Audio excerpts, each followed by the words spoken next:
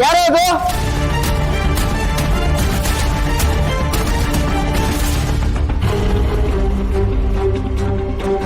ಏನಾಯ್ತು ಅಣ್ಣ? Preethu out house ಇಂದ ಯಾರೋ ಹೋದಂಗಾಯ್ತು. ಔಟ್ ಹೌಸ್ ಇಂದನ? ಹಾ. ಆ ಥರ ಯಾರು ಹೋಗಕ್ ಸಾಧ್ಯ? ಅದು ನಮ್ಮ ಸೆಕ್ಯೂರಿಟಿ ರಾಮಣ್ಣ ಇರ್ಬೇಕಾದ್ರೆ. ಇಲ್ಲ ಪ್ರೀತು, ಯಾರೋ ಹೋದ್ರು. 100% ಕಳ್ಳರೇ ಆಗಿರ್ತಾರೆ. ಹೋಗ್ಲಿ ಬಿಡೋಣ, ನೀನೇನು ತಲೆ ಕೆಡ್ಸ್ಕೊಬೇಡ. ಆ ಥರ ಏನಾರೋ ಬಂದರೆ ನಾನು ಇದೀನಲ್ವಾ, ನಾನು ನೋಡ್ಕೋತೀನಿ ಬಿಡು. ಪ್ರೀತು ಕ್ಯಾಶುಯಲ್ ಆಗಿ ತಗೋಬೇಡ. ಅವತ್ತು ಕಳ್ಳರು ನುಗ್ಗಿ ಮನೇಲಿ ಏನಾಯ್ತು ಅಂತ ನಿಂಗೆ ಗೊತ್ತಲ್ವಾ? ಗೊತ್ತಾಯ್ತು. ನಾನೇನು ಲೈಟಾಗಿ ತಗೋತಾ ಇಲ್ಲ, ಬಟ್ ನೀನು ಟೆನ್ಷನ್ ತಗೋಬೇಡ ಅಂತ ಹೇಳ್ತಾ ಇದ್ದೀನಿ. ಇದೆಲ್ಲ ಬಿಟ್ಟಾಕು. ಹೌದು, ಅದಕ್ಕೆ ಹೇಗಿದ್ದಾರೆ? ಎಲ್ಲ ಓಕೆನಾ? ಅವಳು ಇನ್ನೂ ಭಯದಲ್ಲೇ ಇದ್ದಾಳೆ. ಆ ಶಾಕಿಂದ ಹೊರಗೆ ಬರೋದಕ್ಕೆ ಅವಳಿಗೆ ಸ್ವಲ್ಪ ಟೈಮ್ ಬೇಕಾಗತ್ತೆ. ಈ ಅಂಕಿತ ಇದ್ದಾಳಲ್ಲ, ಅವಳು ಯಾವಾಗಲೂ ಇಂಥ ಕೆಲಸನೇ ಮಾಡ್ತಾಳೆ. ಬರೀ ಎಡವಟ್ಟು ಕೆಲಸನೇ ಮಾಡ್ತಾಳೆ. ಈ ಕಡೆ ಸಣ್ಣವ್ರಿಗೆ ಸಣ್ಣವಳು ಅಲ್ಲ, ದೊಡ್ಡವ್ರಿಗೆ ದೊಡ್ಡವಳು ಅಲ್ಲ.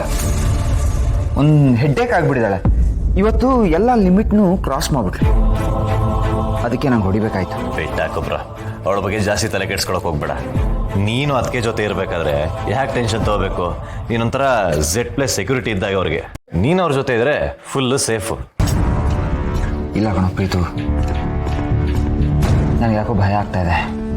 ನೋಡು, ನಮ್ಮ ದೊಡ್ಡವರು ಒಂದು ಹಾಡು ಹೇಳಿದ್ದಾರೆ, ಪ್ರೀತಿ ಮಾಡಬಾರದು, ಮಾಡಿದರೆ ಜಗಕ್ಕೆ ಹೆದರಬಾರದು.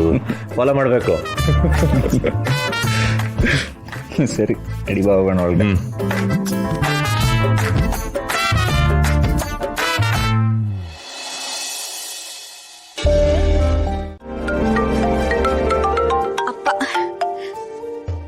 ಹಲೋ ಅಪ್ಪ, ಹೇಳಪ್ಪ. ಮಗಳೇ, ಮಣಿಹಾರಕ್ಕೆ ಪೂಜೆ ಸಲ್ಲಿಸ್ತಿದ್ಯಾ ಅಂದಮೇಲೆ ಮಣಿಹಾರಕ್ಕೆ ಶಕ್ತಿ ತುಂಬೋ ಕೆಲಸ ಆಗ್ತಿದೆ ಅಂತ ಅರ್ಥ. ನಮ್ಮ ಆಶ್ರಮದ ಗುರುಗಳು ಏನ್ ಹೇಳಿದ್ರು ಗೊತ್ತಾ ಮಗಳೇ? ಯಾರು ಮಣಿಹಾರಕ್ಕೆ ಪೂಜೆ ಸಲ್ಲಿಸ್ತಾ ಇದ್ದಾರೋ ಅವರು ದೇವಸ್ಥಾನಕ್ಕೆ ಹೋಗಿ ಮಣಿಹಾರದ ಹೆಸರಿನಲ್ಲಿ ಪೂಜೆ ಮಾಡಿಸಿ 108 ಪ್ರದಕ್ಷಿಣೆ ಹಾಕಿದ್ರೆ ತುಂಬಾ ಒಳ್ಳೇದಾಗತ್ತೆ ಅಂತ ಹೇಳಿದ್ರು ಮಗಳೇ. ನನಗೆ ಗೊತ್ತು ಮಗಳೇ, ನಿನ್ನೆ ನಿನ್ನ ಮಾತುಗಳನ್ನೆಲ್ಲ ಕೇಳಿಸ್ಕೊಂಡ್ಮೇಲೆ ಮಣಿಹಾರದ ಮೇಲೆ ನಿನಗೆ ಅಷ್ಟಾಗಿ ಇನ್ನೂ ನಂಬಿಕೆ ಬಂದಿಲ್ಲ ಅಂತ. ಆದ್ರೆ ಈ ಅಪ್ಪನ ಮಾತಿಗೆ ಒಪ್ತೀಯ ಅನ್ನೋ ನಂಬಿಕೆಯಿಂದ ಕೇಳ್ತಾ ಇದ್ದೀನಿ. ನಾನು ಹೇಳಿದ ಮಾತನ್ನ ನಡೆಸ್ಕೊಡ್ತೀಯ ಮಗಳೇ? ಅಯ್ಯೋ ಅಪ್ಪ, ಯಾಕೆ ಹಾಗೆ ಹೇಳ್ತಿದ್ಯಾ? ನಾನು ಹೇಳಿದ ಮಾತಿನ ಅರ್ಥ ಹಾಗಲ್ಲಪ್ಪ. ಏನೇನಾಯ್ತು ಅಂತ ನಿನ್ಗೆ ಗೊತ್ತಲ್ವಾ, ಅದಕ್ಕೆ ನಾನು ಹಾಗೆ ಹೇಳ್ದೆ ಅಷ್ಟೆ. ಈಗೇನು ಗುರುಗಳು ಹೇಳಿದ ರೀತಿ ನಾನು ಮಾಡ್ಬೇಕಲ್ವಾ? ಖಂಡಿತ ನಾನು ಮಾಡ್ತೀನಪ್ಪ. ನೀನದ್ರ ಬಗ್ಗೆ ಚಿಂತೆ ಮಾಡಬೇಡ, ನೆಮ್ಮದಿಯಾಗಿರು. ಸರಿ ಮಗಳೇ, ನಿನ್ನ ಮಾತು ಕೇಳಿ ನನಗೆ ತುಂಬ ಸಂತೋಷ ಆಯಿತು ಮಗಳೇ. ಇನ್ನೊಂದು ವಿಷಯ, ಮಣಿಹಾರಕ್ಕೆ ಹಚ್ಚಿದ ದೀಪ ಯಾವುದೇ ಕಾರಣಕ್ಕೂ ಆರಬಾರ್ದು. ಜೋಪಾನವಾಗಿ ನೋಡ್ಕೋಬೇಕು ಮಗಳೇ. ಅಪ್ಪ, ಇಲ್ಲಿ ನಾನು ಅಮ್ಮ ಅದನ್ನ ಕಾಯೋ ಜವಾಬ್ದಾರಿ ಹೊತ್ತಿದ್ದೀವಿ ಅಂದ್ರೆ ನೀನ್ ಅದ್ರ ಬಗ್ಗೆ ಚಿಂತೆ ಮಾಡಬೇಡ. ಖಂಡಿತವಾಗ್ಲೂ ನಾವ್ ಆ ಜವಾಬ್ದಾರಿನ ನಿಭಾಯಿಸ್ತೀವಿ. ಸರಿ ಮಗಳೇ, ಹುಷಾರು. ನಾನು ಹೇಳಿದ್ದನ್ನು ಮರಿಬೇಡ. ಹ್ಞೂ ಅಪ್ಪ, ನೀನು ಹುಷಾರೋ.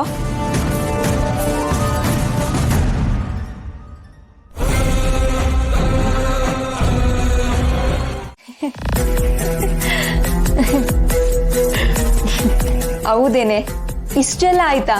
ರಿಯಲಿ ನಿಂದು ಅವಳ್ದು ಒಂಥರ ಟಾಮ್ ಅಂಡ್ ಜೆರಿ ಸ್ಟೋರಿ ಇದ್ದಾಗೆ ಕಣೆ. ನೀನ್ ಸೋಲಲ್ಲ, ಅವಳು ಬಿಡಲ್ಲ. ಬಂದು ಬಂದು ನಿನ್ನ ಹತ್ರ ಶೇಪೌಟ್ ಮಾಡಿಸ್ಕೊಂತಾನೆ ಇರ್ತಾಳೆ, ಬಕ್ರ ಹಾಕ್ತಾನೆ ಇದ್ದಾಳೆ. ಬಕ್ರ ಏನು, ಬೇಸಿಕಲಿ ಅವಳು ದೊಡ್ಡ ಬಕ್ರಾನೆ. Nonsense of India. Number 1 idiot ಯಾರು ಅಂದ್ರೆ ನಾನೇ ಅಂತಾಳೆ. ಅಂತ ದೊಡ್ಡ ಕಾಮಿಡಿ ಪೀಸ್ ಅವಳು.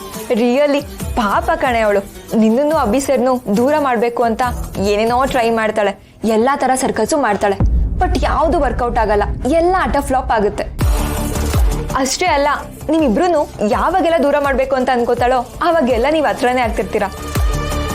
ಅವಳು ಅನ್ಕೊಂಡಿದ್ದೆಲ್ಲ ಉಲ್ಟಾ ಆಗ್ತಾನೆ ಇರುತ್ತೆ. ಅವಳ ನೋಡಿದ್ರೆ ಪಾಪ ಅನ್ಸುತ್ತೆ ಕಣೆ, ಸಿಂಪತಿ ಹುಟ್ಟುತ್ತೆ. ಸಿಂಪತಿ ಏನಕ್ಕಿರುತ್ತೆ? ಅವಳಿಗಷ್ಟಾದ್ರೂ ಕಾಮನ್ ಸೆನ್ಸ್ ಇರ್ಬೇಕಲ್ವಾ, ಪ್ರೀತಿಸೋರ್ ಮಧ್ಯೆ ಹೋಗ್ಬಾರ್ದು ಅಂತ.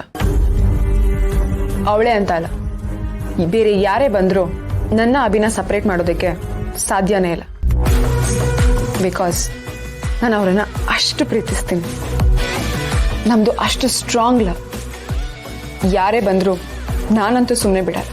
ಗೌತು, ಒಂದ್ ವೇಳೆ ರಮಾದೇವಿ ಮೇಡಮೇ ಬಂದ್ರಪ್ಪ, ಅವಾಗ ಏನ್ ಮಾಡ್ತೀಯಾ? ಎಲ್ಲಾದ್ನೂ ಹ್ಯಾಂಡಲ್ ಮಾಡ್ದಂಗಲ್ಲ ಅವ್ರನ್ನ ಹ್ಯಾಂಡಲ್ ಮಾಡೋದು. ನಿಜ, ಎಲ್ಲರನ್ನು ಹ್ಯಾಂಡಲ್ ಮಾಡಿದಷ್ಟು ಈಸಿ ಅಲ್ಲ ರಮಾದೇವಿನ ಹ್ಯಾಂಡಲ್ ಮಾಡು. ಬಟ್ ನನಗೆ ಅವ್ರು ಏನು ಅಂತ ತುಂಬ ಚೆನ್ನಾಗಿ ಗೊತ್ತು. ನಾನು ಅವ್ರನ್ನ ಚೆನ್ನಾಗಿ ಹ್ಯಾಂಡಲ್ ಮಾಡ್ತೀನಿ. ಅವರು ರಮಾದೇವಿನೇ ಆಗಿರೋದು, ಬಟ್ ನಾನು ಗೌತಮ್. ಈ ಗೌತಮಿ ಇರೋ ಗ್ರಾವಿಟಿ ಏನು ಅಂತ ನಿನಗೆ ಗೊತ್ತಲ್ಲ, ಅದನ್ನ ಮರಿಬೇಡ. ಗೊತ್ತು ಗೊತ್ತು, ನಿನ್ಗಿರೋ ಗ್ರಾವಿಟಿ, ಡೆನ್ಸಿಟಿ, ವೆಲಾಸಿಟಿ ಎಲ್ಲ ಗೊತ್ತು. ಎಷ್ಟೇ ಆದ್ರೂ ನಾನು ನಿನ್ ಫ್ರೆಂಡ್ ಅಲ್ವಾ, ನಿನ್ ಬಗ್ಗೆ ತುಂಬಾ ಚೆನ್ನಾಗೇ ತಿಳ್ಕೊಂಡಿದ್ದೀನಿ. ನೀನ್ ಅನ್ಕೊಂಡಿದ್ದಾಗೋವರೆಗೂ ನೀನ್ ಬಿಡಲ್ಲ. ನೀನ್ ಹೋಗೋ ದಾರಿಗಿಂತ ನಿನ್ ಗುರಿನೇ ಮುಖ್ಯ ಅನ್ನೋದು ನನಗೆ ಚೆನ್ನಾಗಿ ಗೊತ್ತು. ನಿಜ ನಿಕ್ಕಿ, ಪರವಾಗಿಲ್ಲ, ನನ್ನ ತುಂಬ ಚೆನ್ನಾಗೇ ಅರ್ಥ ಮಾಡ್ಕೊಂಡಿದ್ದೆ. ಹುಕ್ ಆರ್ ಕುಕ್, ಒಟ್ನಲ್ಲಿ ನಾನು ಅನ್ಕೊಂಡಿದ್ದು ಹಾಗೆ ಆಗಬೇಕು. ನಾನು ಅವತ್ತೇ ಹೇಳ್ದಾಗೆ ನಾನು ಇಲ್ಲಿಗೆ ಬಂದಿರೋದು ಜಸ್ಟ್ ಲೈಫ್ನ ಲೀಡ್ ಮಾಡೋದಕ್ಕೆ, ಲೈಫ್ನ ಎಂಜಾಯ್ ಮಾಡೋದಕ್ಕೆ, ಲೈಫ್ನ ಸೆಲೆಬ್ರೇಟ್ ಮಾಡೋದಕ್ಕೆ. ನಾನಿರೋದೇ ಹೀಗೆ. ನೀನ್ ಬಿಡಮ್ಮ, ಎಷ್ಟೇ ಆದ್ರೂ ಗೌತಮಿ ಅಲ್ವಾ. ಅಂದಾಗೆ ಆ ಡಿಟೆಕ್ಟಿವ್ ಕತೆ ಏನಾಯ್ತು? ಪಾಪ ಅವನು ತನ್ನನ್ನು ತಾನು ತುಂಬ ಇಂಟೆಲಿಜೆಂಟ್, ಕ್ಲೆವರ್ ಅಂತ ಅನ್ಕೊಂಡಿದ್ದಾನೆ. ಎಲ್ಲ ಇನ್ಫಾರ್ಮೇಶನ್ ಅವನೇ ಕಲೆಕ್ಟ್ ಮಾಡ್ತಿದ್ದಾನೆ ಅಂತ ಅನ್ಕೊಳ್ತಿದ್ದಾನೆ. ಬಟ್ ಅವನಿಗೆ ಇನ್ಫಾರ್ಮೇಶನ್ ಕೊಡ್ತಿರೋದು ನಾನೇ ಅಂತ ಅವನಿಗೆ ಗೊತ್ತೇ ಇಲ್ಲ.